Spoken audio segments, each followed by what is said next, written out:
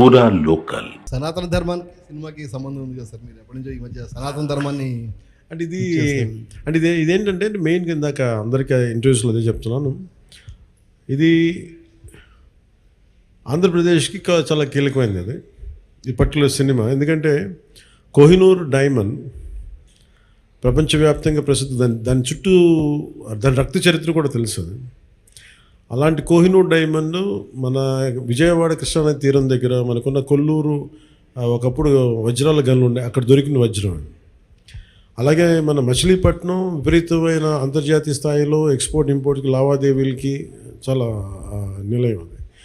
So అలాంటి చోట జరిగే కదా ఇక్కడ జరిగిన ఈ కోహినూర్ వజ్రం వెళ్ళి ఫైనల్గా కులీ కుతుబ్ షా నుంచి మొఘల్ ఎంపరర్ దాకా వెళ్ళి మొఘల్స్ పాలనలో దట్టు ప్రత్యేకించి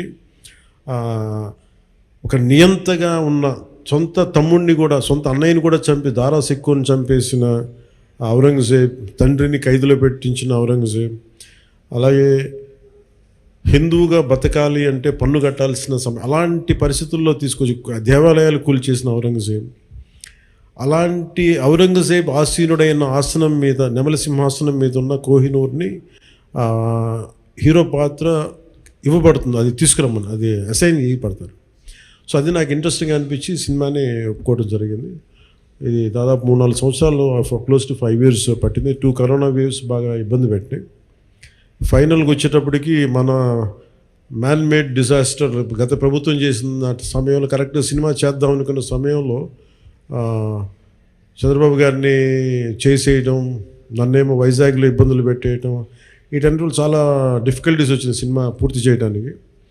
ఫైనల్గా గవర్నమెంట్ మారిన తర్వాత చేద్దాం అనుకుంటే చేసే టైంకి అడ్మినిస్ట్రేషన్ 6 months తర్వాత కరెక్ట్ ఇక్కడ ఈ ఆఫీస్కి ఈ క్యాంప్ ఆఫీస్ కొత్తపేట దూరంలో ఉన్న ఈ మిడ్ వ్యాలీ ఏరియాలో సెట్ చేసి రోజుకి కుదిరినప్పుడల్లా 7 to 9 మార్నింగ్ షూటింగ్ చేస్తాం. ఎప్పుడన్నా సండేస్ కుదిరితే ఒక రోజు ఒక 9 గంటలు చేయటం అలా జరిగింది. సో ఫైనల్గా సినిమా ఫినిష్ పూర్తయింది. ఈ కైండ్ ఆఫ్ యాక్షన్ అడ్వెంచర్, అలాగే ఈ చారిత్రాత్మక నేపథ్యం కాబట్టి కొంత జిజియా మీద ఒక రివోల్ట్ ఎలా ఉంటుంది అంటే, ఒక హిందూగా నువ్వు వెళ్తున్నాలంటే క్యూలో నుంచొని for being Hindu you have to pay tax. So అలాంటి ఇంట్రెస్టింగ్ ఎలిమెంట్స్ ఉన్నాయి. And it's more of a wholesome entertainer తప్ప దీంట్లో ఏ విధంగా పొలిటికలైజ్ అనేది ఏముండదు. ఇట్స్ ఫ్యామిలీ ఎంటర్టైనర్ కాదు. ఇది నేను చేయటం వల్ల దీనికి ఇంకేదైనా రంగులు ఆపాదించబడతాయో నాకు తెలియదు కానీ, బట్ నేను మటు సినిమా చేసినప్పుడు it is beyond politics. So దాంట్లో ధర్మం అనేది ఒక ఎలిమెంట్.